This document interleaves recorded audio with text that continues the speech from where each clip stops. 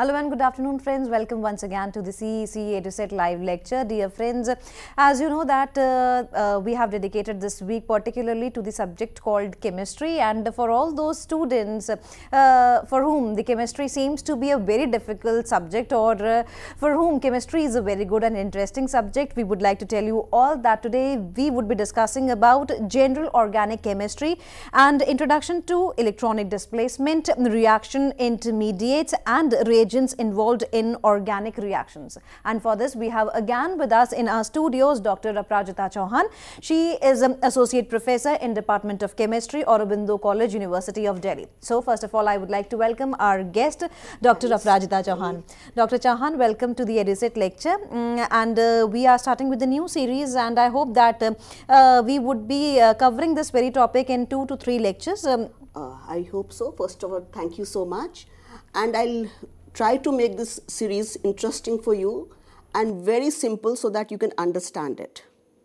So if I talk from a layman's point, and if I'm talking to a common person, a chemical reaction, to him, it is just like magic. Imagine a magician putting blue, green, yellow balls in his bag. And what does he take out? A rabbit or a parakeet? What is this? This is magic. Similarly, in a lab, we see a chemist performing simple experiments. What he does is, in a test tube, he takes little bit of starch solution, which we are not familiar with, and to it he adds little iodine. Wow, what happens? Solution becomes blue. And when he heats it, it again becomes colorless. What has happened here? Please, this is not a chemical reaction. This is just a physical phenomena in which iodine molecules have adsorbed to amylose part of starch. But to a layman, it is magic. And if I talk of a chemical reaction, what we see, supposing a student has taken 2 reagents in a test tube, added little sulfuric acid to it, and just left it for some time, what he observes is a very nice smell. What has happened here? He had taken alcohol and acid in the test tube, and to it he had added sulfuric acid, and what he gets is an ester. These esters, you believe it, we use them in perfumes. So this is what is a chemical reaction. In this lecture, what we'll try to do is, we will try to study the magic of these chemical reactions and make them simple, try to understand what happens in a chemical reaction. How does a chemical reaction take place? What are the changes involved in it? Can any substance take part in a chemical reaction? No. Before a substance takes part in a chemical reaction, each reactant molecule should have certain energy called as energy of activation.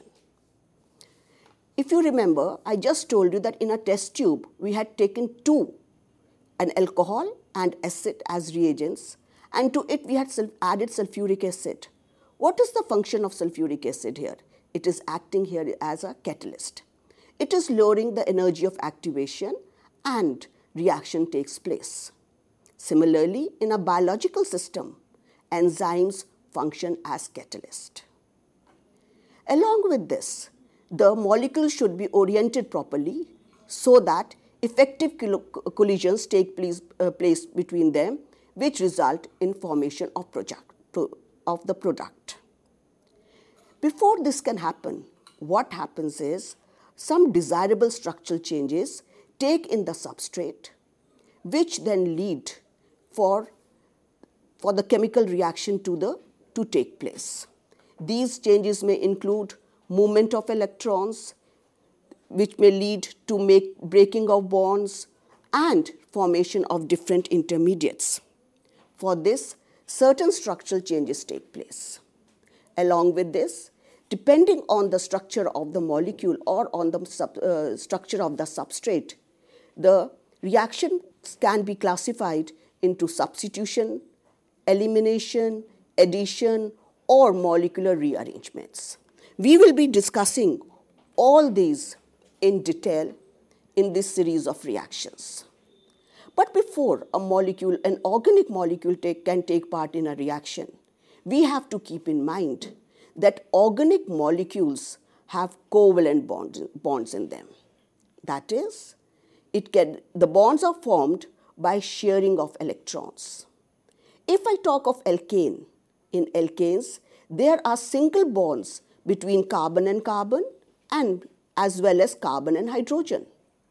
There is very little difference in electronegativity of carbon and carbon, and so there is no difference in electronegativity between carbon atoms, and very little difference in electronegativity of carbon and hydrogen. So this molecule is non-polar. So alkanes undergo reactions under drastic conditions, that is, in presence of sunlight or at very high temperature. Now, to make this molecule little reactive, sometimes what we do, some other atoms or groups are introduced into it. Then that atom or that molecule becomes polar. Now the question is, how can we make a molecule polar? How does it help in the reactions? If I look, when we introduce polarity into the molecule, it affects the physical properties and is responsible for most of the chemical reactions which take place in it. This involves movement of electrons.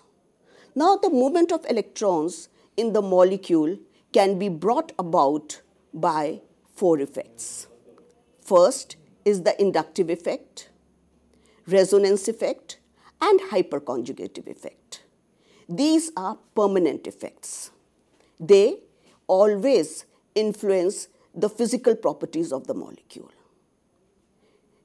Along with that, we have 2 temporary effects also, which are inductometric effect and electromeric effect, which come into play when the reagent takes part in a reaction. Now, why are these effects so important?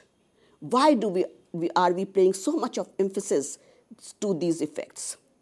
If I look into inductive effect, what is inductive effect? What is the significance of inductive effect? Where does it play role in the reaction? Inductive effect is a permanent polarization effect. It is operative in the sigma bonds. Now, if you look into the example which is coming on the screen, that is an example of an alkyl halide. In this case, halogen is more electronegative than carbon. Initially, we said alkanes are not polar. So what we've done here is we've replaced one hydrogen of an alkane with a halogen group. Now, for inductive effect to take part in a reaction to induce polarity, there should be difference in electronegativity of the carbon and the group attached to it. So this group can now either pull the electrons towards itself if it is more electronegative, or it can give electrons to carbon if it is less electronegative than carbon. Normally we said alkanes are non-polar because there is no difference in electronegativity of carbon and carbon, and we think that hydrogen has no plus I effect or minus I effect. Next thing that we are observing here is that as a result of inductive effect, halogen has a slight positive charge and halogen has a slight negative charge and carbon has a slight positive charge. And this positive charge keeps on decreasing as we go away from the halogen atom. That is delta. As the deltas are increasing, the positive charge is decreasing. So how can we now define inductive effect? What is inductive effect? Inductive effect is a permanent polarization effect which results in the molecule due to difference in electronegativity of the carbon and the group attached to it. It is operative along sigma bonds, and its intensity decreases as we go away from the electron withdrawing or electron donating group. Now, if I talk of it, so there are certain groups which, when attached to carbon, will withdraw the electrons towards itself. For example, NR3, N positive R3, NH3, NO2, CN, SO3H, COOH, fluorine, chlorine, bromine, iodine, an ester group, an alkoxy group, or an hydroxy group. When they are attached to carbon, they will pull the electrons toward themselves. So what do we say? What effect are they exerting? They are exerting minus I. I indicates here inductive effect, minus indicates that they are decreasing the electron density on the carbon. On the other hand, if we look, there are certain groups which have plus I effect. What is this plus I effect? That is, they will increase the electron density on carbon atom. These groups are trialkyl, dialkyl, alkyl, methyl. That is, when they are attached to carbon, they will increase the electron density on that carbon to which they are attached. Why do we have to look into inductive effect into so much of detail? Because, as we will be discussing later on, inductive effect can very effectively explain why are alcohols basic in nature, why are carboxylic acids acidic in nature, why does alkyl halide or alcohols undergo nucleophilic substitution reactions, where will SN1 mechanism, that is unimolecular nucleophilic substitution reaction, take place, where will SN2 reaction take place. Then they explain where will elimination take place, the stability of the carbocations and carbon ions. These significance or these effects we will be studying later on. Now what we see another temporary effect which is known as inductometric effect. This comes into play. Now supposing I am doing the reaction with KOH or with an hydroxide ion. When this hydroxide ion approaches the alkyl halide, what happens is it will approach from the backside, and as a result of this, the negative charge on Cl through inductive effect will increase. So what is it doing? It is having a synergistic effect, or it is increasing the effect of inductive effect, that is the minus I induct effect. The point to be noted here is the moment we remove this OH, the original inductive effect will be restored. So what do we say? That this is playing a polarizable effect. That is, it is increasing the intensity of inductive effect. It is not inducing polarization in the molecule. This is what is inductive effect. So inductive effect is operative along which bonds? It is operative along sigma bonds.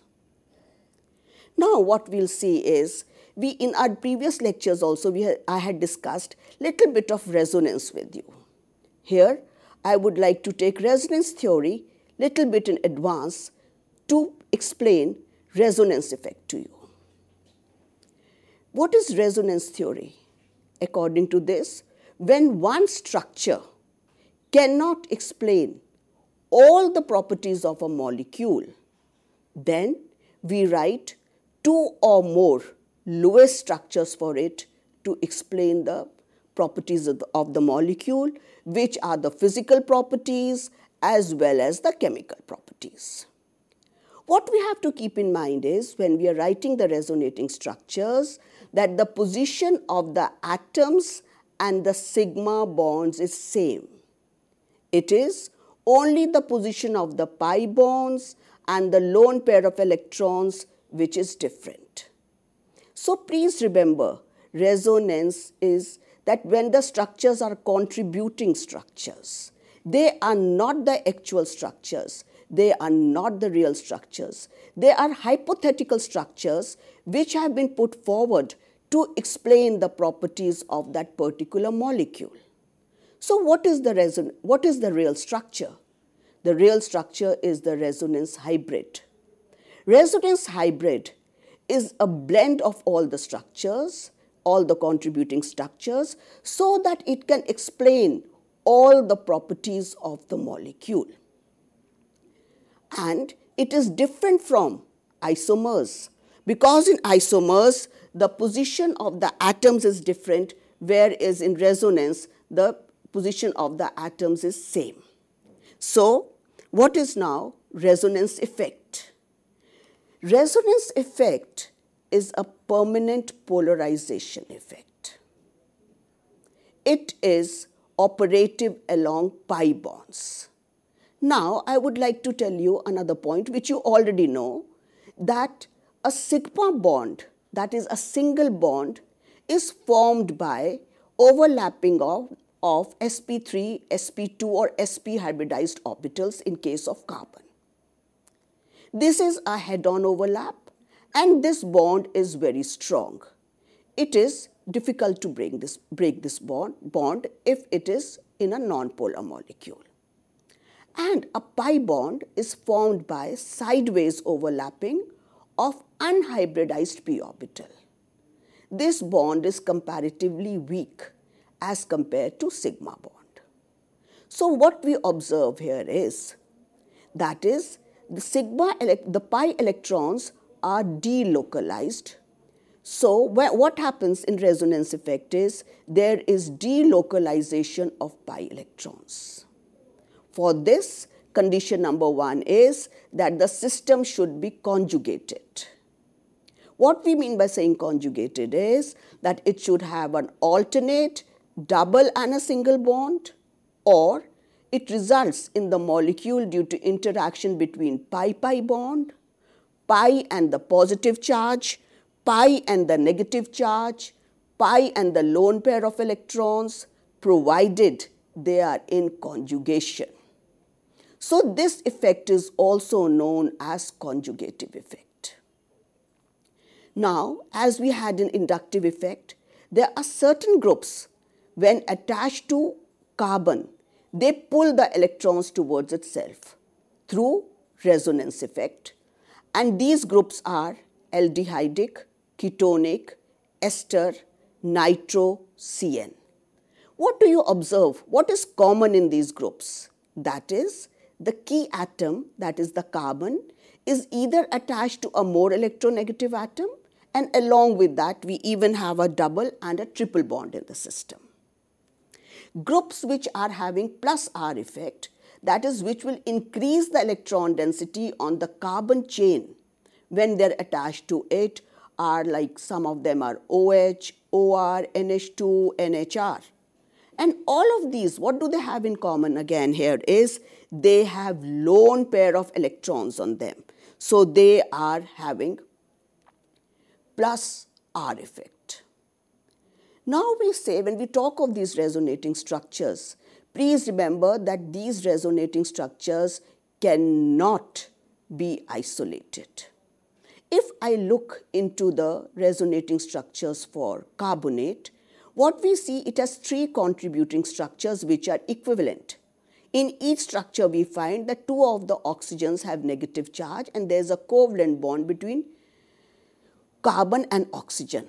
So this is completely delocalized. The electrons are delocalized over 3 oxygens. So here the hybrid is quite stable. Now, why do we say this hybrid is stable?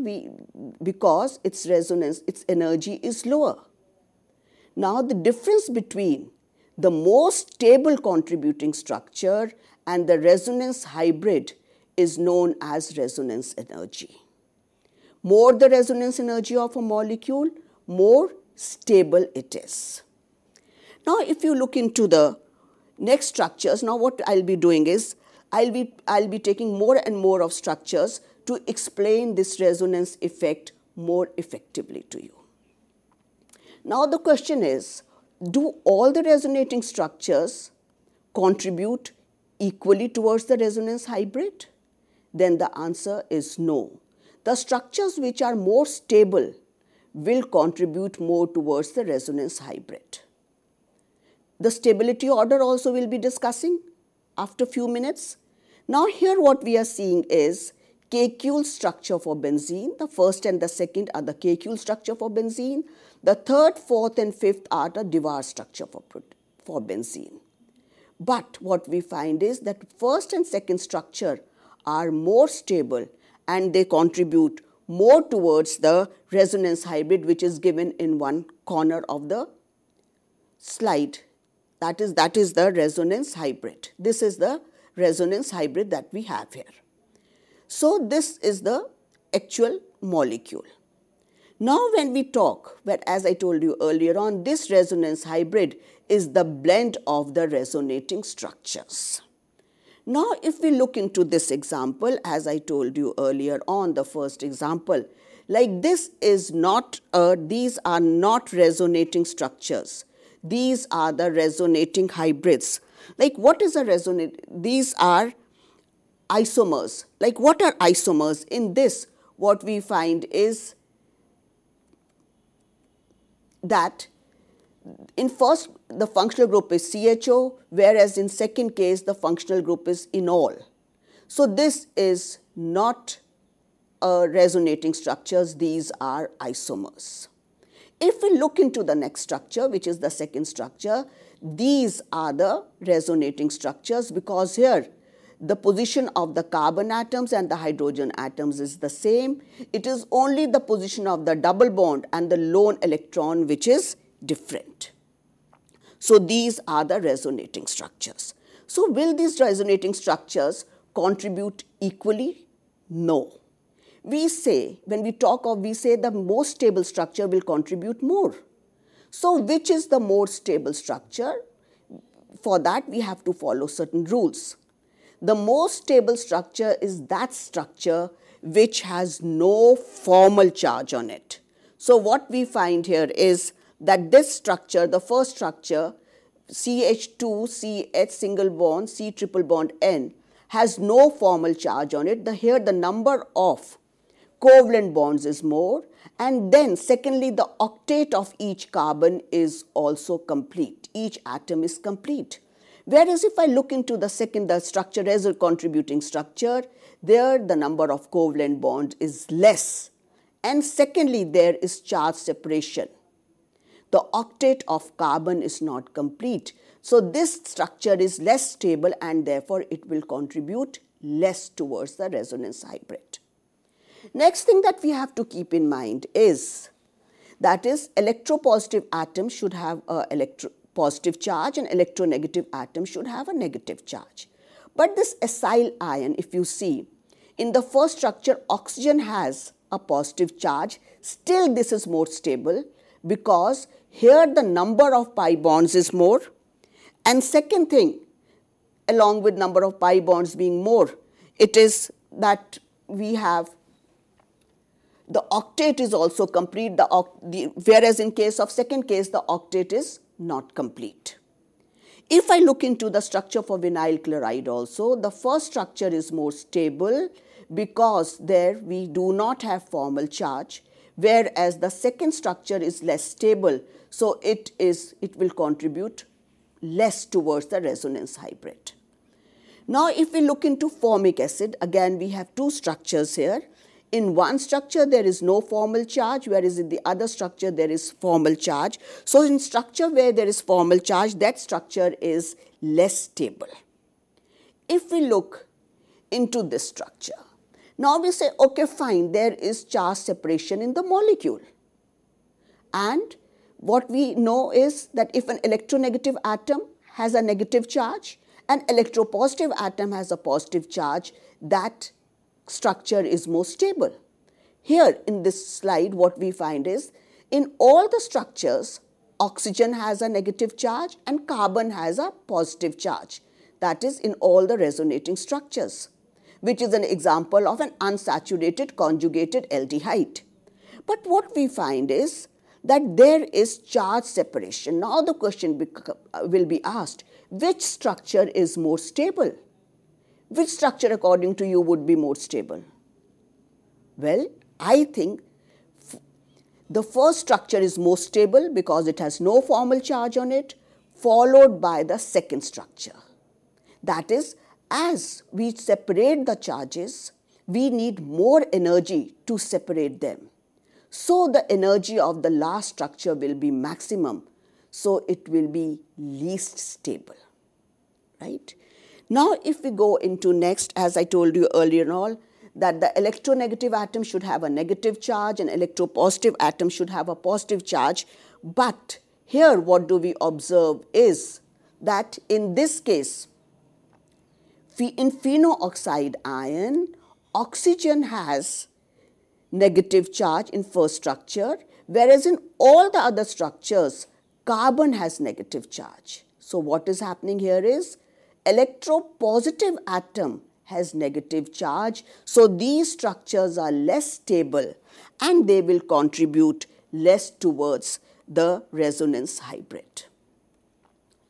If we go into next two structures, in these two structures what we find is that both the contributing structures are equivalent.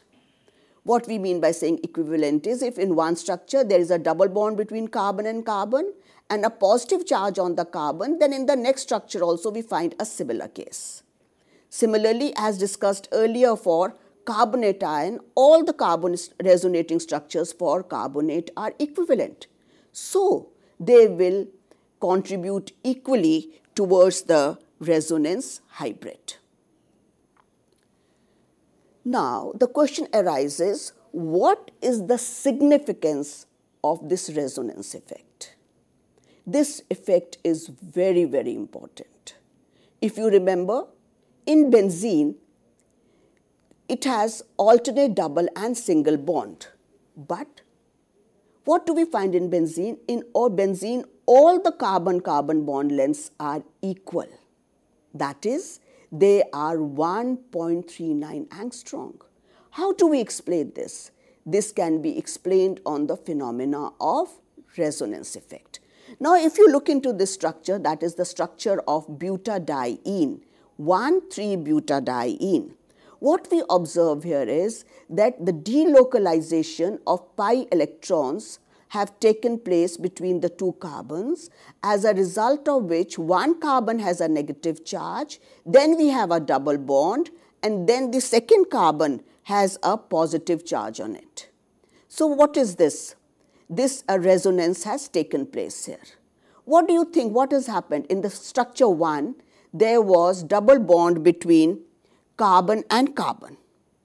And then there was single bond between C2 and C3 carbon. Whereas if I look into the second structure, there is double bond between C2 and C3 and there is a single bond between C3 and C4. So what has happened here is that single bond has acquired partial double bond character and double bond has acquired partial single bond character because of resonance. And all the bond lengths are now equivalent, that is 1.39 angstrom, that is intermediate between a single bond and a double bond. Not only this, in later classes, we will be discussing the mechanism of electrophilic addition reactions, and we will see that when we talk of an electrophile, it will undergo 1,2 addition where we have a double bond in structure 1, and then it will undergo a 1,4 addition according to structure number 2. So this abnormal behavior or this unique behavior, again, we will explain on the basis of resonance effect. The next effect we can explain on basis of this effect is the polarity of or nucleophilic substitution reactions in case of alkyl halides and aryl halides. These reactions we'll be discussing in detail, but at the moment I would like to clarify what do I mean by a nucleophilic substitution reaction. If you look into the structure of chloroethane, then chlorine has slight negative charge on it and carbon has a slight positive charge on it. So what is my reactive site in this molecule? That is carbon. Carbon has a positive charge on it. So what will come and attack at this position? What reagent will come? That will be a nucleophile, that is nucleus loving, that is it has an attraction for positive charge. So that means itself it will have either lone pair of electrons or a negative charge on it, and it will replace halogen atom. That is what we mean by a nucleophilic substitution reaction. Now here we are saying that ethyl chloride is more reactive towards nucleophilic substitution reaction as compared to chlorobenzene. If you look into ethyl chloride, we can explain the reactivity of ethyl chloride on the basis of minus I effect. That is, Cl will pull the electrons towards itself because of minus I effect. As a result, carbon has a positive charge, and now nucleophile will come and attack here. Whereas, if you look into benzene, chlorobenzene, then what has happened here is that lone pair of electrons have interacted with the pi electrons of the benzene nucleus and delocalization has taken place. As a result, what do we find? That CCl has a partial double bond character. And we know the bond dissociation energy here would be more. So it will be difficult to break this bond. So aryl halides are less reactive than alkyl halides towards nucleophilic substitution reactions. Secondly, please remember, chlorobenzene is also less polar than ethyl chloride. This again we can explain on the basis of resonance effect. That is, how do we measure polarity? We measure polarity by measuring the dipole, which is Q into D. Now the charge on both the halogen atoms is same, but here the distance in aryl halide, because of resonance, the bond length has decreased. So D is less. So aryl halides are less polar than chlorobenzene, and they will not react with reagents at room temperature. We will have to heat it, then only we will get a reaction, or we will have to use some other drastic measures to bring about the reaction. Now if I go on to next point, if you remember when we were doing nomenclature, we said that when we talk of a monosubstituted benzene, we have only one compound is possible. But if I talk of a disubstituted benzenes, then three possible isomers are possible, that is ortho, para and meta. On monosubstitution, we are getting only one product because all the carbon and hydrogens here are equivalent. The bond here is formed between sp2 hybridized carbon and S of hydrogen, so all the bonds are equivalent, so any of the hydrogens can be replaced. But once the monosubstitution has taken place, then it is that group which is already present in the ring which will decide where will the second group come. This is known as the directive influence of the substituent. That is, this group will decide where the incoming group will go at the ortho or the para positions, or it will go at the meta positions. Not only this, these groups will also decide whether this particular compound that we are talking of will undergo electrophilic substitution at a faster rate than benzene or at a slower rate than benzene. What I mean here is, it is like taking a steroid. When I say it's an halogen, this group is an activating group, what I mean here is, supposing if you take steroid, you've heard of Ben Johnson and you've heard of other athletes taking steroids, anabolic steroids, and they become more active, they become more energetic. Similarly, if I put an activating group on the benzene nucleus, the further electrophilic substitution reaction will take at a faster rate. On the other hand, we give you a sedative. What happens? Your rate of reaction or your reflexes become slow. Similarly, if we introduce such a group which will pull the electrons from the benzene nucleus, it will make it less reactive. So now the question is, how do these groups affect whether they are ortho or para directing and activating, or they are meta directing and deactivating? Now if I look into the structure for phenol, so what do we see in case of phenol? OH, in O, group OH, O has lone pair of electrons on it, and this undergoes delocalization with pi electrons of the benzene ring. As a result of this, what we find is that we have negative charge at ortho and para positions. Please recapitulate, ortho is 1, 2, para is 1, 4 position. So at the second carbon we have more electron density, and then at fourth carbon we have more electron density, then again at second carbon we have more electron density. Second thing that so that means the incoming substituent, that is an electrophile. Now what is an electrophile? Electrophile is that reagent which is electron loving. So where will it go? It will go at that carbon where the electron density is more. So where do we find the electron density more? We find it more at ortho and para positions. So that reagent will come and attack here. Another thing that I would like to emphasize here is OH will have minus I effect along the sigma bonds. So now here two effects are playing simultaneously. One is the resonance effect. Resonance effect is operative along the pi bonds, and sigma effect is inductive effect is operative along the sigma bonds. Please keep in mind that resonance effect is stronger than inductive effect. Why?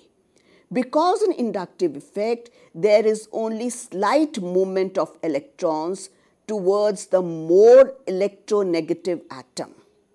Whereas in resonance effect, pi bond being a weaker bond, it is delocalized. So there is movement of electrons. So this effect is a stronger effect. So as discussed in phenol, two effects are playing simultaneously. One is resonance effect and one is inductive effect. So because of minus I effect, the electron density on benzene nucleus will be little less as compared to benzene.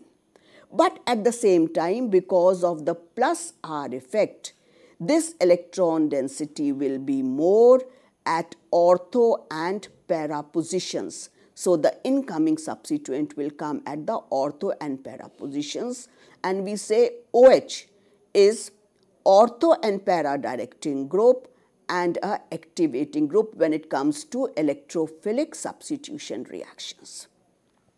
Now if you look into these structures, because these structures are very clear, when we are making resonating structures, you have to be very careful that when we are showing the movement of electrons, the arrow has to start from the place from where the electrons are moving, and the arrow head has to be at the place where the electrons are going. You cannot make them arbitrarily. If you do that, your structure would be wrong. So in first structure, what I have shown is that the arrow is moving on to ortho position. So in second structure, the electron density is ortho is more, whereas in third, the electrons have moved on to para position where the electron density is more, and so on. And at last, what we see is resonance hybrid. In this, we are showing that the electron density, overall electron density is more at ortho and para positions.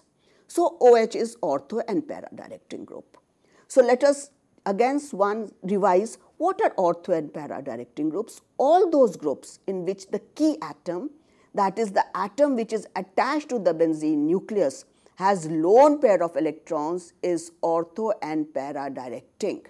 That means amino group, ethers, OR, secondary amines, primary amines, and halogens, all of these are ortho and para directing groups. Now if I look into the second example, which is an example of nitrobenzene.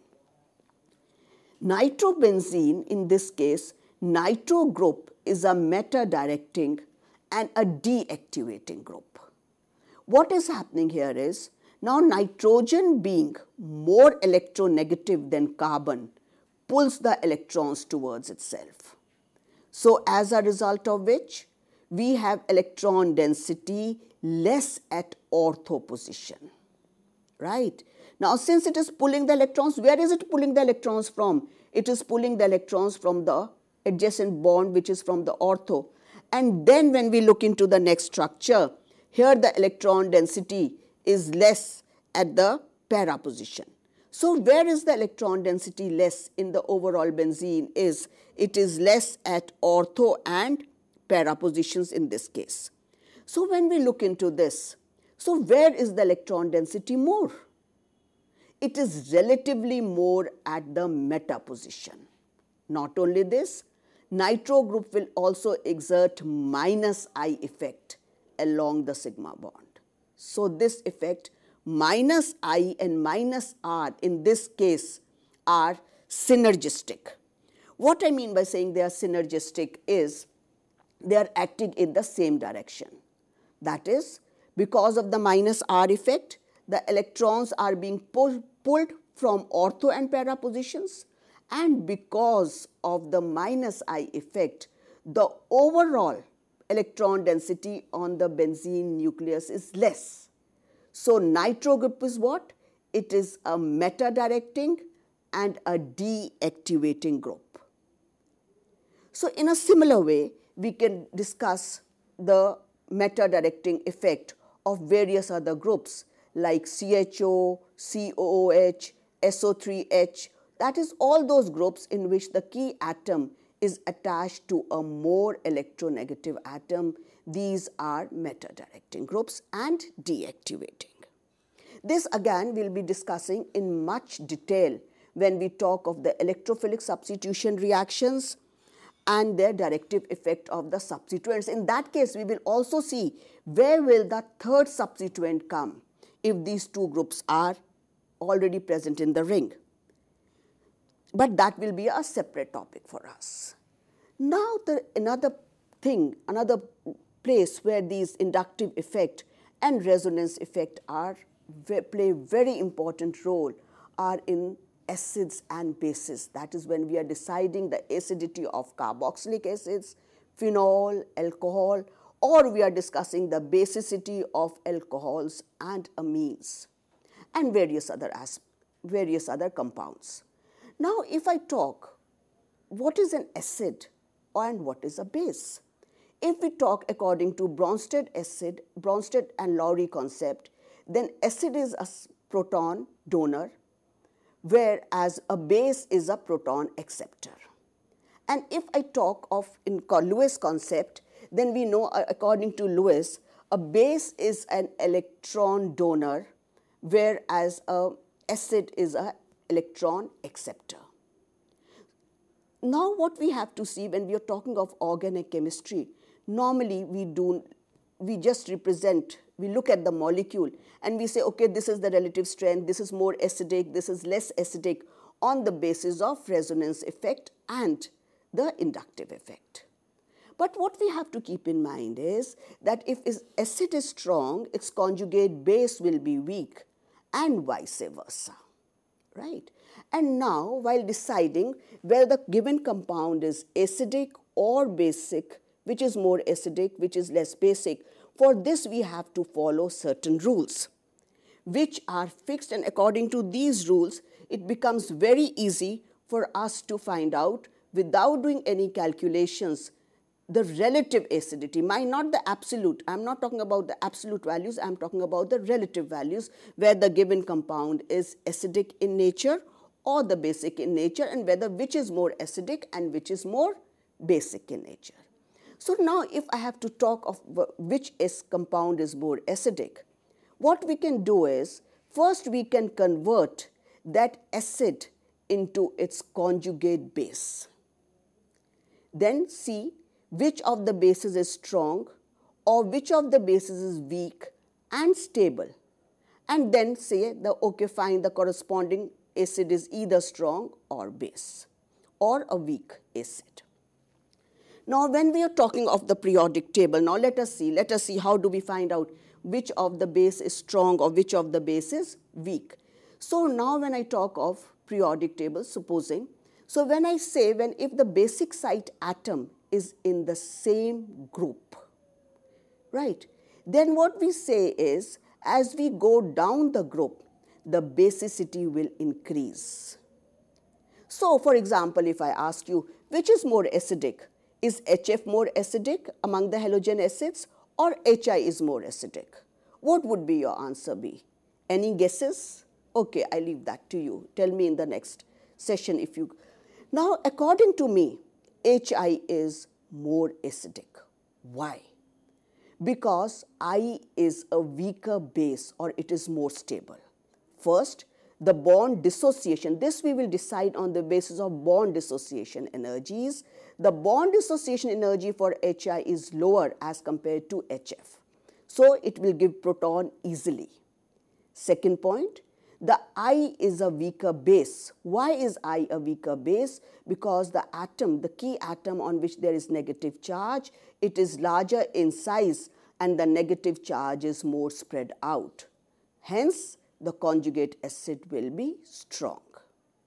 So now if I have methanol and methyl mercaptol, now please remember when we are doing the acidic strength, what we have to do is, we have to concentrate on the atoms which are responsible for the basic site. In case of alcohol, it is oxygen. In case of mercaptile, it is S. Now S is larger in size. Sorry. So here the negative charge is spread out more. So it is a weaker base and hence a stronger acid. So methyl mercaptol is a stronger acid than methanol. This is when we were going down the group. Supposing now we are going across the period. As we go across the period, what happens is basicity decreases. Why does this basicity decrease? This depends on the electronegativity of the atom. Because more the electronegativity, with less difficulty it will give electrons.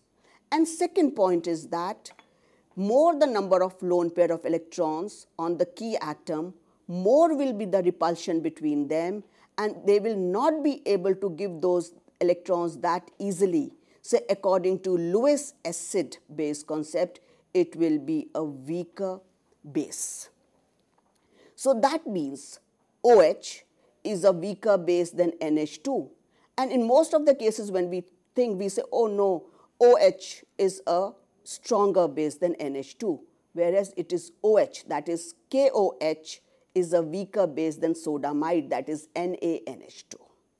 This is what when we were talking about when we are going across the period or going down the group. Now we have to talk of what about the hybridization of an atom. If someone asks me, what is more acidic? Ethane, ethene or ethine? Obviously, we will say ethine is more acidic. Why is ethine more acidic? Because the carbon containing the triple bond is sp hybridized. And as we know, as the S character increases, the electronegativity increases. So what we know is the acetylide carbon is more basic because it will hold the electrons more firmly towards itself. So its conjugate acid will be more acidic. That is, it is less basic, so it is more acidic. Whereas in case of ethane, R minus or ethide minus is a strong base, so its acid will be a weaker acid. Not only this, this was when we were talking about the different atoms. Now supposing the key atom which is responsible for acidity or basicity is same. So for in this example, what I see here is, I have an example of an amine and then another one group in which the CHO group, an electron withdrawing group, is attached to NH2 group. Which according to you would be more basic? We say those groups which are having minus R effect, they decrease the basicity through resonance.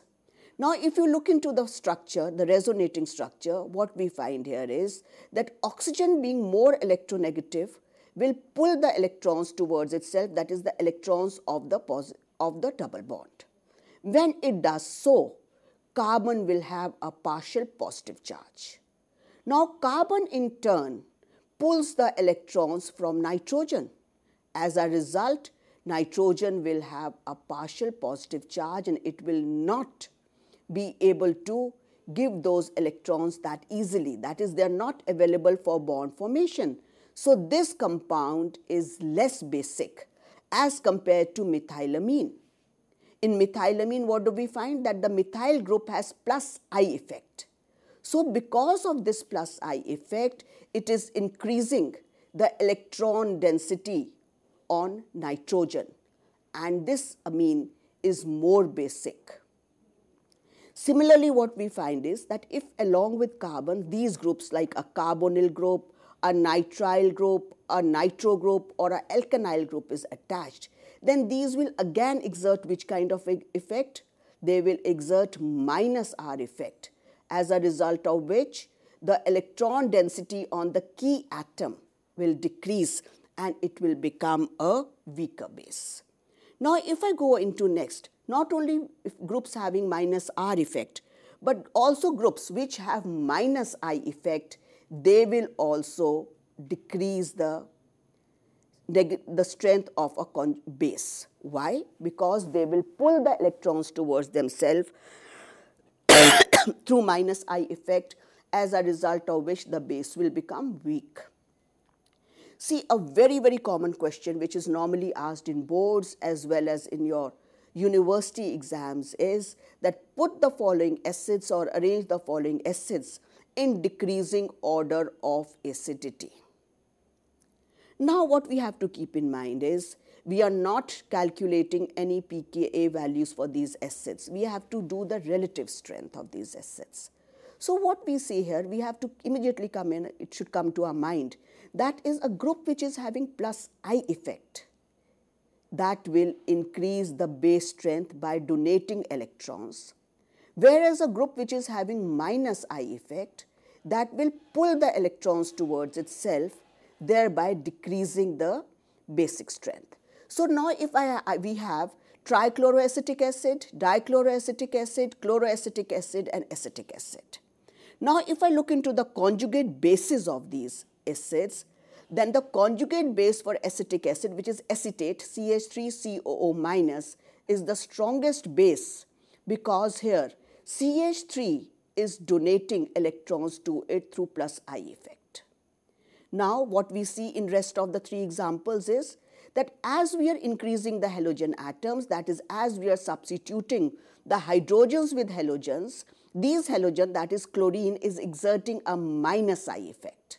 That is, it is pulling the electrons towards itself, as a result of which the negative charge on the carboxylate ion decreases. That is, the base becomes stable. So, the conjugate acids of these are stronger. So, since trichloroacetic acid has 3 electron withdrawing groups, this is most acidic, followed by dichloroacetic acid, chloroacetic acid and acetic acid. Not only this can we decide the strength, relative strength of the acids, we can even compare between 2 set of functional groups. That is, first is formic acid, second is methanol. Formic acid is more acidic than methanol. Why? Because when I look into the resonating structure for formate ion, here the negative charge is delocalized over 2 oxygens, and both the structures, the resonating structures, are equivalent. Not only this, the negative charge is delocalized. That means that this base is stable. Whereas if I look into the methanol, then in methanol what we see is that methyl group has plus I effect. So, because of this I effect, it will increase the electron density of oxygen.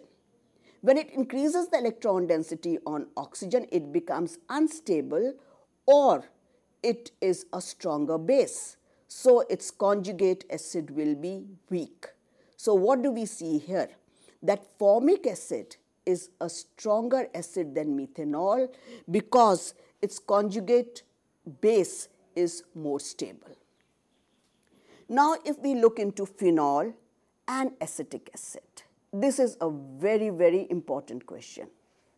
This we can discuss in our later lecture, because this I would like to discuss in more detail, I think, for which we'll wait for some time. And you can always go back and revise what we've done, so that if you have any queries, you can email it to us and then we'll get back to you. Thank you. Definitely. Thank you, ma'am. Thank you so very much. From the next lecture, I would say we would be talking on about the phenol as well as the other concerned topics yes, related. We will be doing that. Okay, sure, we would be coming back to you again and we would be discussing the very topic from the point or the point where we have left. We would be continuing further in our next lecture, and I would like to tell you all that if you have any queries, basically you can definitely mail us so that your queries could be solved in the lecture itself, where the professors like Dr. Aparajita Chauhan comes and they are always ready to solve your problems. With this note, thank you, ma'am. Thank you so very much.